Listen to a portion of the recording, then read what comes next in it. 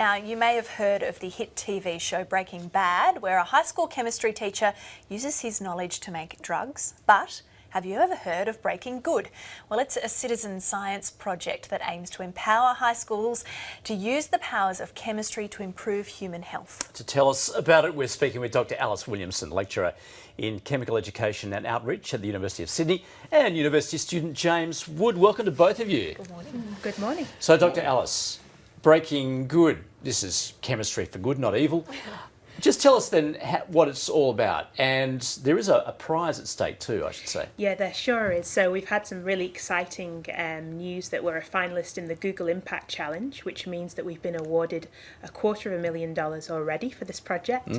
And with some help from a public vote, we could stand to win $1 million. And the project, Breaking Good, is all about getting high school students and citizens involved in real research.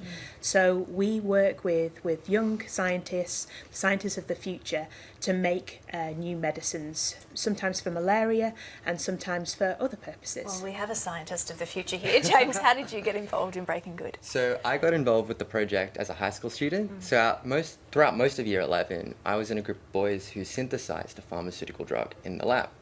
And then when I got to uni, I saw Alice on the first day of the lab, so I just tried to get involved with it throughout this year as well. How have you found that affect your education and your interest in science? Well, in high school, I was a bit unsure of what I wanted to do. I think I was leaning towards the sciencey stuff, but it was the experience with the research in the project that made me really consider a career in science, and it's really strongly influenced my decision to study science right now. So, Alice, this is all about empowering students. Yeah. And of course the money helps.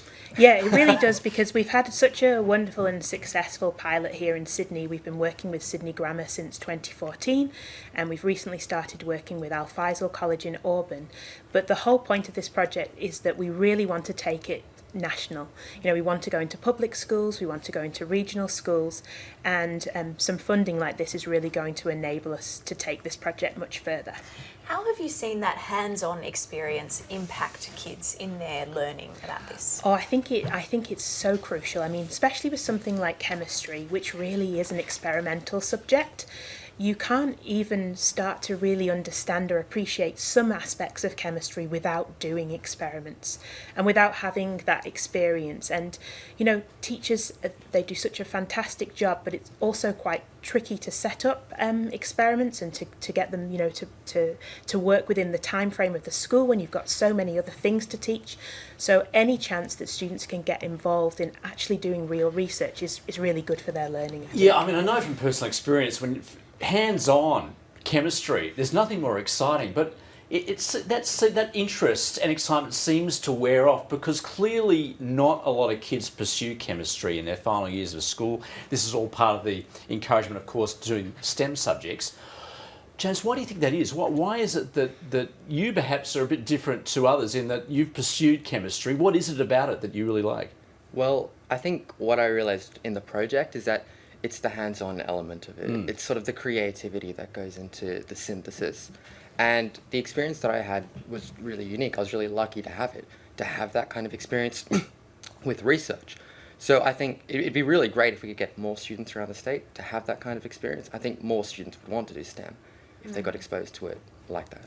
Alice, what's your message to kids? Because obviously science has already brought us so far, but there's a whole world more to discover. So what would you say to kids? Well, I'd say really try and get involved in science. And even if you don't go on to study it at university, it's a really important thing to study and to enjoy so that you can appreciate the world around you. And we need people who are going to be the scientists for Australia's future, and also we need informed politicians and teachers and journalists. So really studying STEM is so important for all of us, and I think students can really enjoy it. And you talk about those realistic outcomes where you're actually working towards solving some issues, such as, you mentioned malaria, for instance. So they're the very real outcomes that you're pursuing. Yeah, we really want the students, and they are involved in an actual research project. So they've done some work with open source malaria.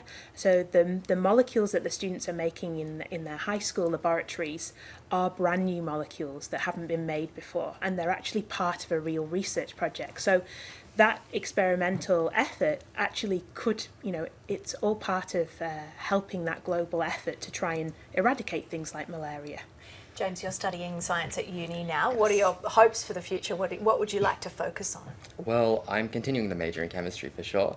The project's made me want to do that, and I think afterwards I might try pursue a career in research and see how that is. Fantastic. All the best with it. Good Yeah, luck. good luck. Thank you. Thanks so much. Thank you both for coming in this morning. Thank you. Thank you.